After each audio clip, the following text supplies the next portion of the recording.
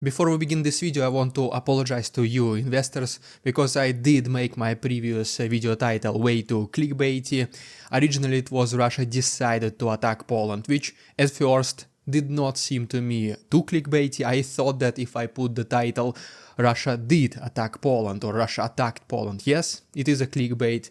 For me at that time decided to attack Poland did not sound clickbaity. I did read your guys' comments and now I see your position. I absolutely understand it, and once again for this I apologize. I want to thank you investors for keeping me accountable, because at this point I made more than 600 videos about this Russian-Ukrainian war, and obviously once in a while, unfortunately, some bad judgment calls they do happen. I hope you guys can forgive me, and I will try to be way more careful whenever I'm going to be selecting titles moving forward. And if you are still watching, you are a true investor. Thank you so much for giving me another chance. And now, if you don't mind, let's begin the video. What's up investors, it's the Russian dude.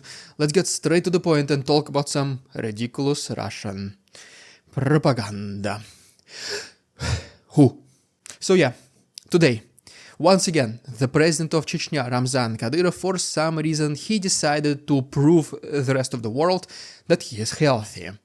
I mean, after first time he was sending us a 23 seconds video from the gym, I mean, no one was asking, hey Ramzan, how are you feeling? He still decided to prove the world that he is healthy. And people were like, okay, I guess. Well, now he's like, well, you still don't believe me. Here's another video of me lifting the stone laying on the grass, and I'm gonna do it for 12 seconds this time. So at this point, hopefully not a single one of you is still questioning whether I'm healthy or not. Guys, let me know down below in the comments what do you think about this whole situation. I mean, if he is truly healthy, why would he even bother? The consensus on the internet is that this guy, he does have some health-related problems, and by doing this he only makes the situation even worse for him. And this is not the only suspicious situation which happened with the Russian authorities recently, because later today we will talk about Putin literally threatening Shoigu. But for now, let me give you an extremely quick update from the south and the east of Ukraine, and 30,000 Z soldiers being lost literally for a micro settlement. And by the way, guys, our deal still stands. If by the end of this week we can reach 245,000, I'm shaving my beard, leaving only the mustache. So if you want to see the Russian dude mustache version, simply all you need to do is to like this video and subscribe to my channel. And by the way, I also noticed another thing. 44.9% of you guys watching are still not subscribed, which is at this point is unacceptable. And now literally is the best time to do it. And yes, this does include you, Mark, John, Steven, and Matthew. And finally, if you are also interested in investing news, please go ahead and check my second channel, The Russian Dude Investing.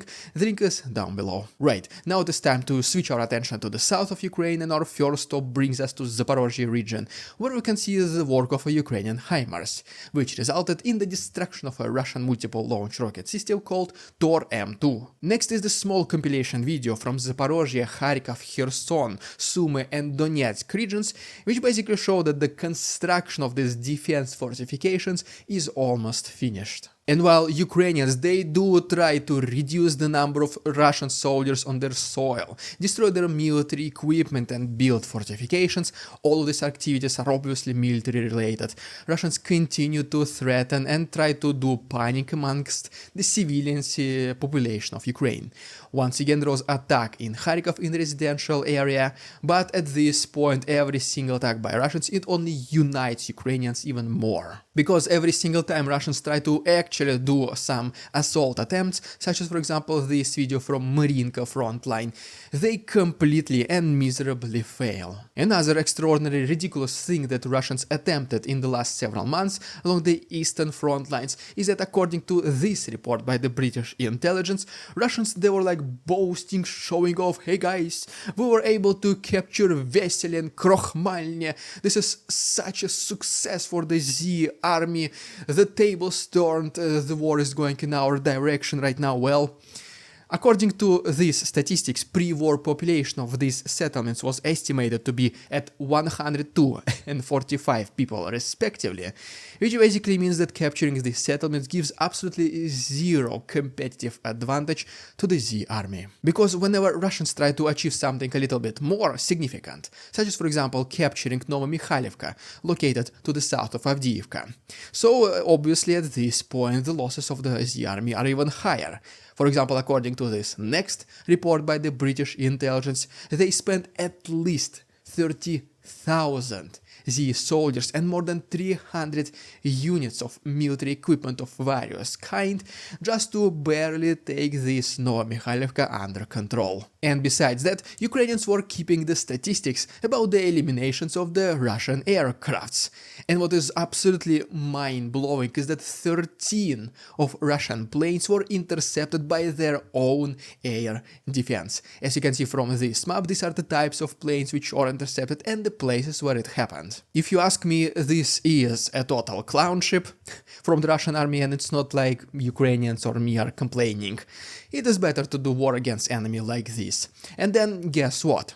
Will Putin, as a supreme commander and supreme leader, will he take responsibility for these actions? Well, the answer is pretty obvious, of course no. He's gonna find somebody to blame. And this time, the person to blame is the Minister of Defense of Russia, Sergei Shoigu. And long story short, you obviously remember the arrest of the Deputy Minister of Defense of Russia, Timur Ivanov, which happened like a week ago or so. And so basically people started connecting the dots and they started to assume that, wait a second. You remember Prigozhin and his Wagner? There was a mutiny even, they went all the way to Moscow, didn't reach the city, but there was a pretty good attempt. And if you remember, there was a very big fight, there was a very big feud between Prigozhin and Wagner and the Ministry of Defense of Russia. So, whoever was victorious after this feud, he will come on top. He will have a lot of power concentrated around this person. Well, we already know what happened with Prigozhin, so basically after it all finished, after it all culminated, Ministry of Defense of Russia, and specifically Shoigu, became like a concentration of power. He almost became like the second person in the entire Russia after Putin, and Putin, who obviously does not like to share power, he started not to like it. One of the main complaints that Prigozhin had against the Ministry of Defense of Russia is that there was a lot of corruption and a lot of chaos. Nothing was solved effectively and fast. Whenever they needed munition, they couldn't get anything at all. And it looks like that Putin took this opportunity to once again blame the Deputy Minister of Defense of Russia, Timur Ivanov, that he is taking very big bribes. And allegedly this is the official prosecution statement, but a lot of people once again they do assume that the main reason is totally different. Most likely the reason for this is because Timur Ivanov did a high treason. We don't know the actual details yet, but this is the main assumption on the internet. And later, this trend was actually picked up by the Institute for the Study of War, which now claims that Putin is also trying to blame Shoigu on all of these failures and not being able to achieve anything along the front lines for a very long time. And so what they discovered is that Putin recently met with the governor of Tula region, Alexei Dyumin, and this was also made it so publicly within the Russian media, once again to reduce the influence of Sergei Shoigu. Because at first this guy Alexei Dyumin, he did side with Prigozhin during this Prigozhin versus Shoigu conflict, and at that time whenever Wagner was the main enemy for Putin, like Alexei Dyumin was kinda an outcast. Well, now tables turned once again, so this is exactly what's happening.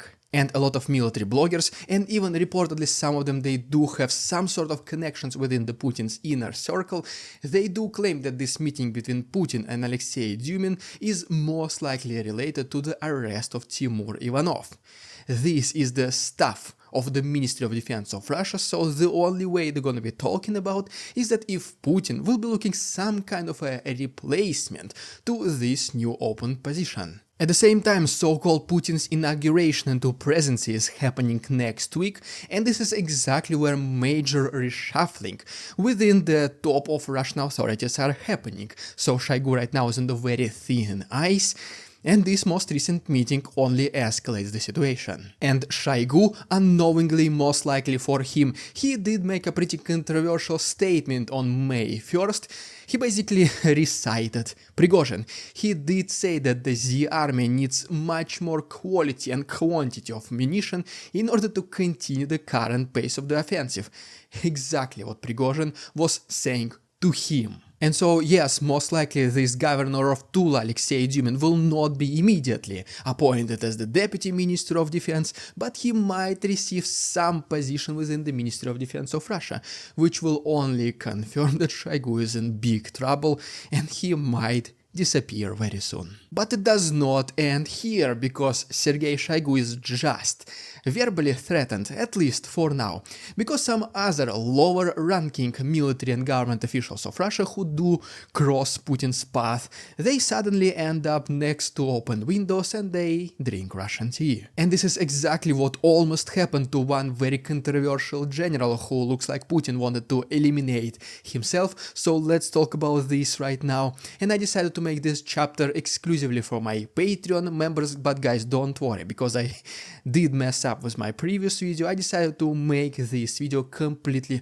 for free for all of you to enjoy, so please go ahead and check my Patreon. The link is down below. You can see this episode plus extra chapter completely for free, in addition to all the other extra footage. This is the perfect opportunity for every single one of you to check what are those uncensored episodes with extra chapters, how they do look like, and if you decide to start the membership, this support will be greatly appreciated. For these guys, thank you so much. As always, guys, thank you so much for watching. Please subscribe. We are less than 200 subscribers away from Mustache the Russian Dude. Go ahead and check useful links down below: PayPal, Patreon, merch, Instagram, or even my second channel, The Russian Dude Investing.